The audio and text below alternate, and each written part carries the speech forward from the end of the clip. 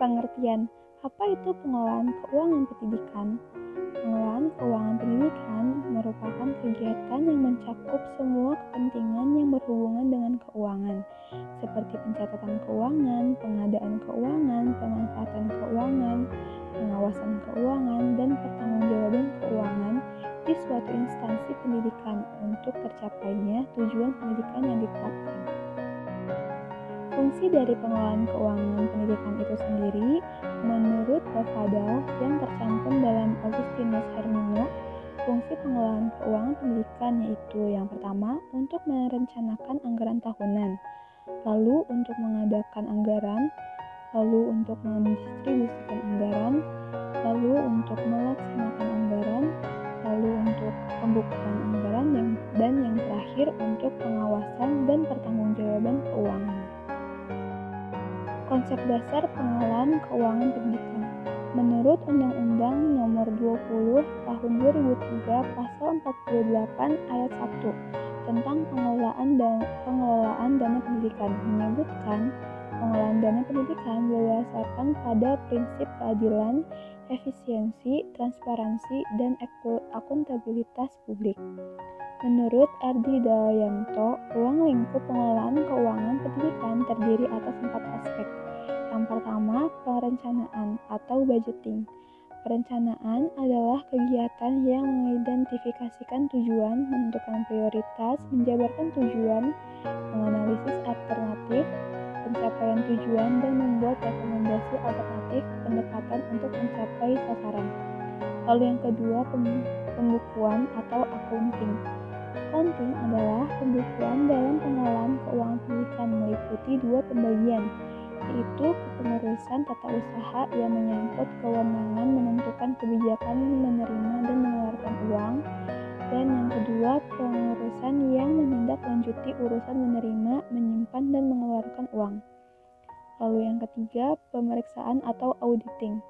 Auditing adalah kegiatan yang menyangkut pertanggungjawaban penerimaan, penyimpanan, dan pembayaran atau penyerahan uang yang dilaksanakan oleh bendahara sekolah kepada pihak yang berwenang.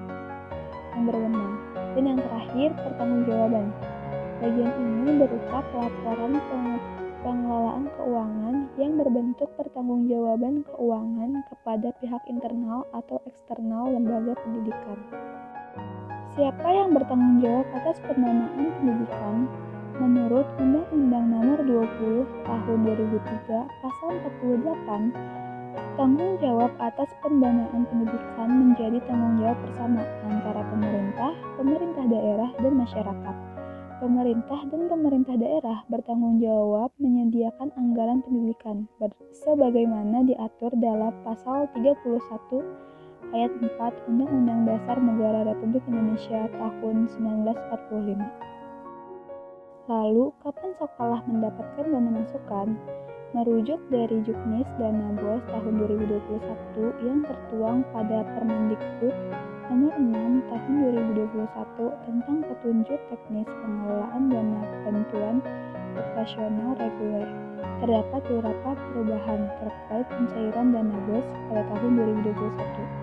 Diketahui bahwa penyaluran dana BOS tahun 2021 dilakukan menjadi 3 tahap, yaitu tahap 1 periode Januari hingga Maret, tahap 2 periode April hingga Agustus, tahap 3 periode September hingga Desember. Lalu untuk menerima dana BOS ini, pastikan pihak satuan pendidikan sudah mengirimkan laporan dana BOS di tahap sebelumnya. Dari manakah sumber pendanaan pendidikan? Sumber dana pendidikan menurut Pasal 47 Undang-Undang Nomor 20 Tahun 2003 Ayat 2. Pemerintah daerah, dan masyarakat mengerahkan sumber daya yang ada sesuai dengan peraturan perundang-undangan yang berlaku. Sumber dana pendidikan menurut Pasal 47 Undang-Undang Nomor 20 Tahun 2003 tersebut sebagai pedoman dalam penyediaan dana pendidikan.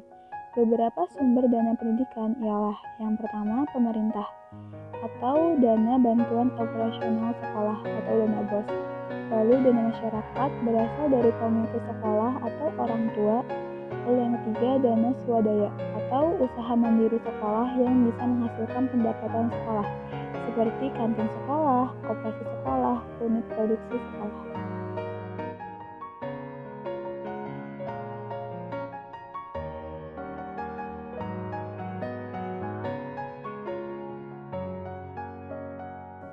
Implementasi pengelolaan keuangan pendidikan. Perencanaan. Kepala sekolah mempelajari visi, misi, dan tujuan sekolah. Lalu, kepala sekolah mengundang komite sekolah untuk menyusun, membahas, dan menetapkan RAPBS. Lalu, dari situlah RAPBS disahkan. Pelaksanaan. Pengelolaan, penerimaan, dan pengeluaran keuangan pendidikan hanya dilakukan oleh kepala sekolah dan bendahara sekolah. Hal ini dilakukan dengan tujuan mencegah terjadinya pengeluaran yang tidak sesuai dengan RAPBS yang telah disahkan. Pengawasan dan pertanggungjawaban biasanya dilihat pada saat evaluasi. Kemudian hasil dari evaluasi tersebut ditindaklanjuti untuk mengefisiensikan dana yang dikeluarkan serta meminimalkan kebutuhan yang tidak begitu penting. Perencanaan. Berdasarkan hasil wawancara, perencanaan keuangan pendidikan di SDN Gunung Picung 01 berjalan dengan baik sesuai dengan prosedur dan kebijakan yang telah ditetapkan. Pelaksanaan. Berdasarkan hasil wawancara, masukan hanya berasal dari pemerintah tanpa melibatkan orang tua. Tercatat bahwa seluruh peserta didik di SDN Gunung Picung 01 menerima dana BOS sebanyak Rp120.000 dihitung per orang selama 3 bulan sekali. Selain itu, SDN Gunung Picung juga mempunyai usaha kecil seperti koperasi sekolah. Sedangkan pengeluaran dibelanjakan untuk yang pertama, pembelian buku pembelajaran atau buku paket, lalu yang kedua, pembelian ATK atau alat tulis kerja, lalu pemeliharaan bangunan sekolah, lalu pemeliharaan fasilitas sekolah, lalu penggajian guru honorer, dan yang terakhir, pembebasan biaya bagi peserta didik yang tidak mampu membeli seragam sekolah. Pengawasan dan pertanggungjawaban. Berdasarkan hasil wawancara, rapat evaluasi keuangan sekolah dilaksanakan dalam bentuk pengecekan pelaksanaan di setiap programnya, per triwulan atau per 6 bulan sekali. Kesimpulan, maka dapat disimpulkan bahwa pengelolaan keuangan pendidikan merupakan salah satu hal yang penting guna mendukung proses berlangsungnya suatu pendidikan di sekolah. Pemahaman tentang hal ini wajib dipahami oleh sekolah penyelenggara pendidikan pun dengan seluruh warga sekolah agar tata kelola pemasukan maupun penggunaan dana operasional sekolah sesuai dengan peraturan perundang-undangan yang berlaku. Karena jika pengelolaannya baik, maka akan baik pula hasilnya. Demikian penjelasan saya selaku kelompok 7 mata kuliah pengelolaan pendidikan mengenai pengelolaan keuangan pendidikan.